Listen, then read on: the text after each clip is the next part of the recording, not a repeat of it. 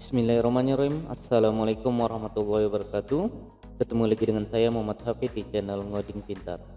Oke, kali ini kita akan melanjutkan materi kita terkait belajar Codeignator 4, dan pada video kali ini kita akan belajar mengenai struktur folder dan environment pada Codeignator 4. Silakan teman-teman buka kembali file instalasi yang sudah kita lakukan di video sebelumnya, yaitu folder C4 ya.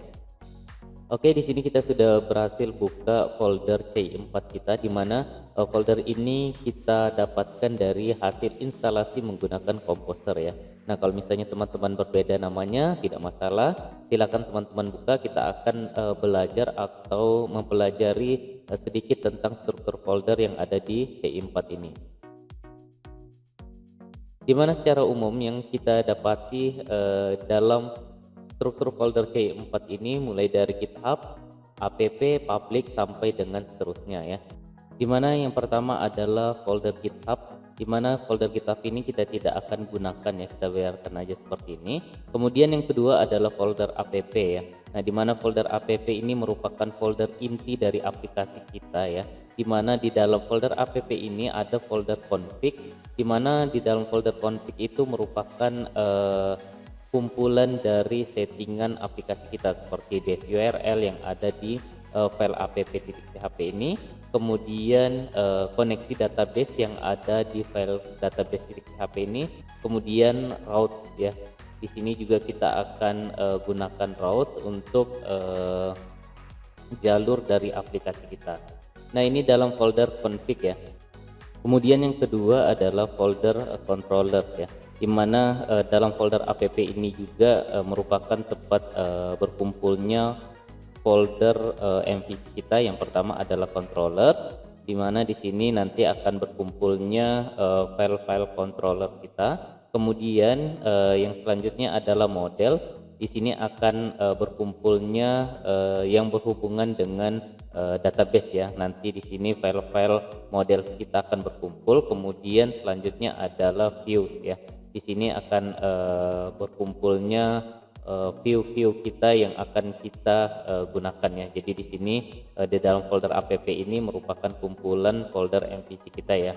Nah, di mana di sini yang akan kita gunakan hanya beberapa nanti ya. Nanti di sini seiring berjalannya waktu teman-teman akan gunakan seperti helpers, kemudian library sampai dengan seterusnya.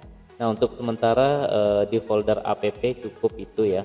Yang jelas di folder app ini merupakan kumpulan dari koneksi atau konfigurasi aplikasi kita, kemudian folder MVC kita berkumpulnya di dalam folder app ini.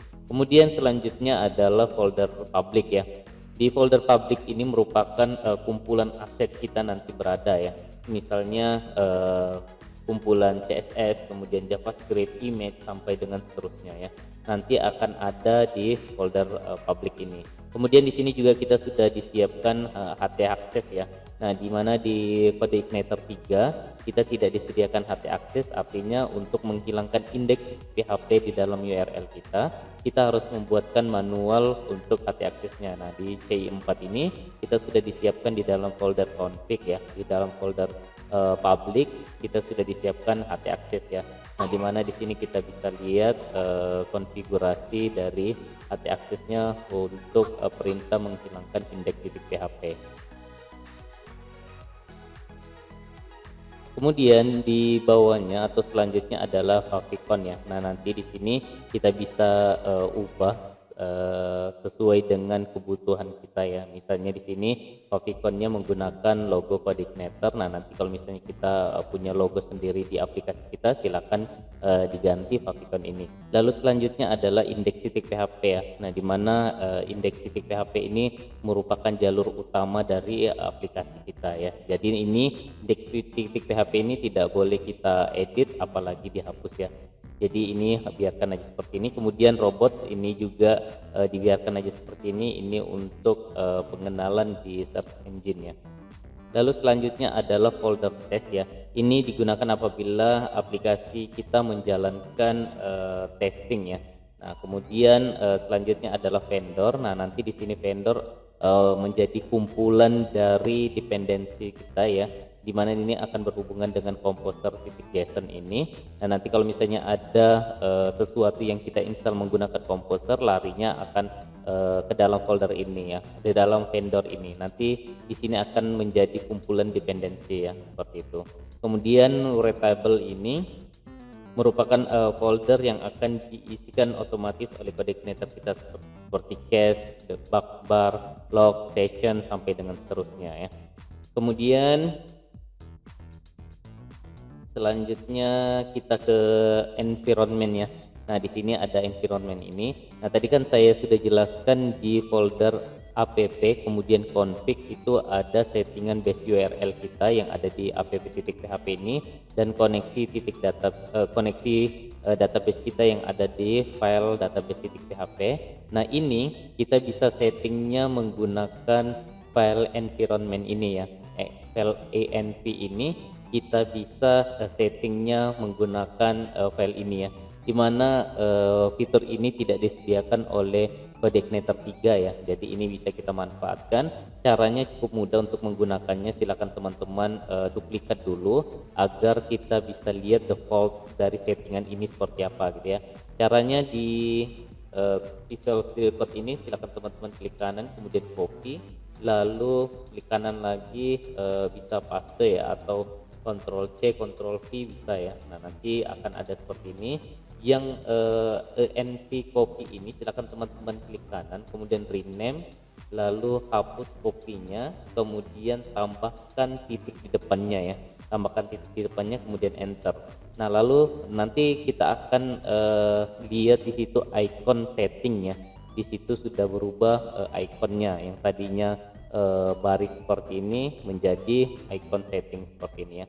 Nah, ini kita boleh buka. Nah, nanti di sini kita bisa lihat di sini ditandai dengan tanda pagar ya, artinya itu tidak diaktifkan. Kalau misalnya kita mau aktifkan, kita bisa hilangkan tanda pagarnya ya. Contohnya misalnya CI environment ini kan di sini production ya.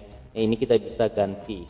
Ini misalnya kita hapus tanda pagar ini, kita hapus. Nah, di sini artinya sudah berjalan ya, artinya sudah kita aktifkan karena kita sudah hilangkan pagarnya.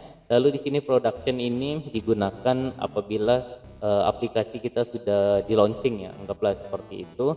Nah, oleh karena ini kita akan mendevelop ya, atau kita akan mengembangkan, maka kita akan ganti menjadi development seperti itu ya. Nah, jadi kita ganti development seperti ini. Kemudian di sini base URL. Nah, di sini kita bisa hapus juga tanda pagarnya. Kemudian base URL-nya ini kita ganti sesuai dengan base URL aplikasi kita. Kalau misalnya kita menggunakan local server, kita bisa isikan menjadi localhost kemudian /2 80 seperti itu ya. Nah, kalau misalnya kita menggunakan jalur online atau aplikasi kita sudah kita online kan, kita bisa ganti menjadi domain kita seperti itu ya. Nah, di sini kita coba jalankan dulu untuk local servernya ya. Silakan teman-teman buka CMD-nya, kemudian arahkan ke folder XAMPP-nya ya, dimana di sini saya letakkan di folder E. Kemudian silakan teman-teman cd, lalu panggil XAMPP-nya, folder XAMPP-nya, kemudian htdocs, lalu nama folder aplikasi kita yaitu CI4 ya. Kalau sudah silakan di enter. Kalau sudah masuk ke dalam CI4 kita ini, silakan teman-teman jalankan local servernya menggunakan php, kemudian spasi start, kemudian spasi serve seperti itu ya. Kalau sudah silakan di enter. Kalau berhasil, maka di sini kita akan dijalankan ya coordinator development server started.